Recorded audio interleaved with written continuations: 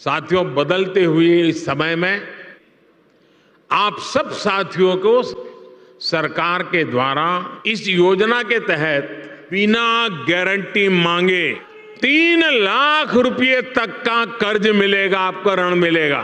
क्या आप गांव में रहते हैं? क्या आपके पास थोड़ी सी जमीन है या आप खेती के साथ साथ कुछ और भी कमाना चाहते हैं? तो भाई, अब समय आ गया है कि आप बकरी पालन से अच्छी कमाई शुरू करें, और वो भी सरकार की मदद से। जी हां, भारत सरकार की ओर से साल 2025 में जो नई योजना सामने आई है, उसमें आपको सिर्फ आधार कार्ड के आधार पर बकरी पालन के लिए लोन मिल सकता है। और खास बात यह है कि ये लोन बिना किसी गारंटी के और कई मामलों में बिना ब्याज के भी मिल रहा है। एक बकरी के लिए 15,000 रुपए का लोन, 2 बकरियों के लिए 30,000 रुपए का सीधा लाभ। और ये स्कीम पूरे देश में लागू की जा चुकी है। तो अब सवाल उठता है, ये लोन कैसे मिलेगा, किसे मिलेगा, और इसके लिए किन डॉक्यूमेंट्स की जरूरत पड़ेगी? देखिए, आज भी हमारे देश के लाखों किसान, छोटे मजदूर और बेरोजगार युवा छोटे छोटे रोजगार से बड़ी कमाई करना चाहते हैं। बकरी पालन एक ऐसा बिजनेस है जो कम लागत में शुरू होता है और इसका रिटर्न बहुत अच्छा होता है। अब आते हैं इस योजना की खास बातों पर। कितनी राशि मिलेगी? एक बकरी के लिए 15,000 रुपए, 2 बकरियों के लिए 30,000 रुपए, और आप ज्यादा भी ले सकते हैं अगर आपके पास योजना है। कौन आवेदन कर सकता है? जिनके पास आधार कार्ड और बैंक खाता है। डॉक्यूमेंट्स क्या लगेंगे? लोन की शर्तें क्या है? कोई गारंटी नहीं। अधिकतर राज्यों में ब्याज माफ किया गया है। 3 से 5 साल में आसान किस्तों में चुकाना। कुछ और आसान शर्तें हैं जो वीडियो में आगे बताऊंगा। तो भाइयों और बहनों, ये मौका बार बार नहीं आता।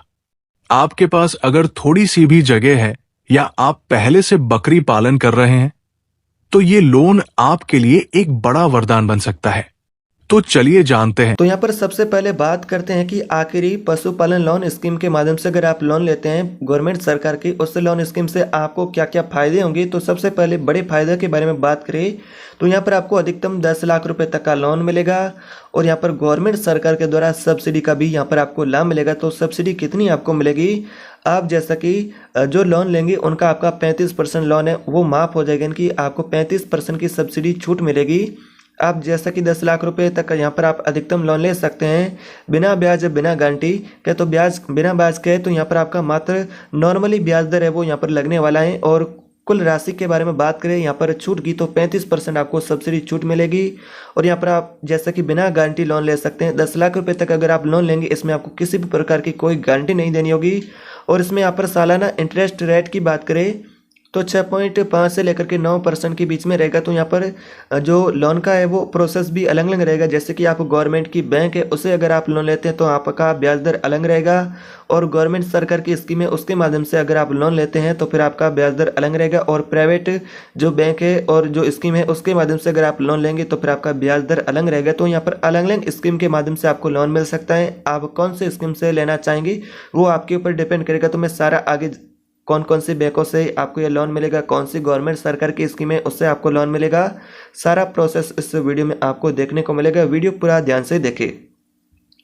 और यहाँ पर रीपेमेंट जैसे कि टाइम की बात करें तो यहाँ पर आपको कितने समय के अंदर आप ये लोन वापस चुका सकते हैं। तो अधिकतम 10 वर्षों के यहाँ पर जैसे कि लॉन्ग टर्म के लिए ये लोन लेना चाहते हैं लंबे समय के लिए, तो 10 वर्षों तक आसान किस्तों के माध्यम से ये लोन आप चुका सकते हैं। जैसे कि प्रति वर्ष का तो 1 लाख रुपए तक आप लोन चुका सकते हैं। कि अगर आप 10 लाख रुपए तक लोन लेते हैं और आप अधिकतम जैसे कि बात करें 10 वर्षों तक का समय अवधि चुनते हैं कि आप 10 वर्षों के अंदर जैसे कि ईएमआई आप सेलेक्ट करते हैं, तो उस प्रकार से यहाँ पर आप अधिकतम 10 वर्षों तक ये लोन चुका सकते हैं। और ऐसे में यहाँ पर जैसे कि आप डेयरी पालन का व्यवसाय शुरू कर सकते हैं, बकरी पालन का है, गाय भैंस, तो इस प्रकार से जो पशु होते हैं जैसा कि जिसके माध्यम से अगर आप डेयरी पालन का जैसे कि डेयरी के लिए अगर आप ये लोन लेना चाहते हैं तो भी ले सकते हैं, बकरी पालन के लिए ले सकते हैं, भेड़ पालन के लिए, यानी कि पशु जो भी हैं उस पशुपालन के माध्यम से आपको जो प्रॉफिट होगा उसके माध्यम से लोन आपको वापस चुकाना होगा। तो ये आपको इसके बहुत बड़े फायदे होंगे।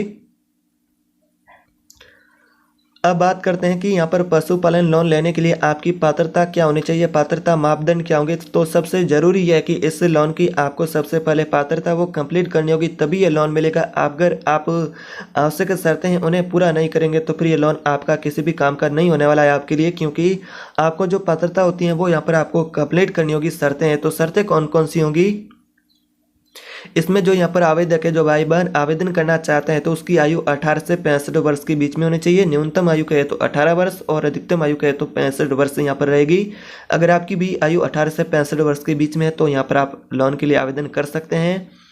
और पशुपालन का यहाँ पर व्यवसाय शुरू करना चाहते हैं तो आपकी एक प्रोजेक्ट रिपोर्ट होनी चाहिए। व्यवसाय यानी कि पशुपालन के व्यवसाय में जैसे कि आप कितनी बकरियाँ खरीदना चाहते हैं, कितनी गायें खरीदना चाहते हैं, कितनी भैंस खरीदना चाहते हैं, जो यहाँ पर किस प्रकार का आप पशु खरीदना चाहते हैं, उसमें आपको कुल कितना खर्च आएगा, आपको लोन कितना चाहिए, तो इसका यहाँ पर आपको पहले प्रोजेक्ट तैयार करना होगा, योजना आपको बनानी होगी।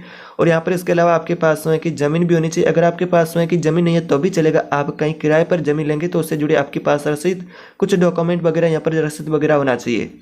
और इसमें यहाँ पर कोई भी किसान है, मजदूर है, पशुपालक है, वो लोन ले सकता है, जैसा कि SHG यानी कि कोऑपरेटिव सोसाइटी या फिर इंडिविजुअल, वो भी इस लोन के लिए आवेदन कर सकता है। अब बात करते हैं कि इस लोन को लेने के लिए, पशुपालन लोन लेने के लिए कौन कौन से डॉक्यूमेंट की रिक्वायरमेंट रहेगी। तो कौन कौन से डॉक्यूमेंट होना चाहिए, जैसे कि स्वयं का आपके पास आधार कार्ड होना चाहिए, पैन कार्ड होना चाहिए आइडेंटिफाई प्रूफ के लिए, और एड्रेस प्रूफ के लिए बिजली बिल है, राशन कार्ड है, वो यहाँ पर डॉक्यूमेंट लगने वाली ये डॉक्यूमेंट होना चाहिए। स्वयं का जो आवेदक है, जो भाई बहन, उसका पासपोर्ट साइज फ़ोटो भी होना चाहिए। और बैंक खाता विवरण यानी कि जैसा कि भाई तो आपका जैसे कि बैंक स्टेटमेंट होना चाहिए, पिछले 6 महीनों का बैंक अकाउंट का स्टेटमेंट होना चाहिए, बैंक खाते का विवरण। और समय की भूमि है तो उससे जुड़े यहाँ पर दस्तावेज, यहाँ पर किराए पर भूमि ले रहे हैं तो उससे जुड़ी रसीद होना चाहिए। और यहाँ पर आपका प्रोजेक्ट रिपोर्ट है वो यहाँ पर आपका तैयार होना चाहिए, जैसे कि आप किस प्रकार का पशु खरीदना चाहते हैं और कुल कितने पशु खरीदना चाहते हैं, कुल कितना खर्च आएगा, कहाँ आप ये व्यवसाय वो यहाँ पर स्टार्ट करेंगे, तो ये सारी जानकारी वो यहाँ पर उससे जुड़ी आपको प्रोजेक्ट रिपोर्ट तैयार करनी होगी। अब बात करते हैं कि आपको यहाँ पर कौन सी स्कीम से लोन मिलेगा और कितना मिलेगा, कौन सी स्कीम में कितनी छूट मिलेगी।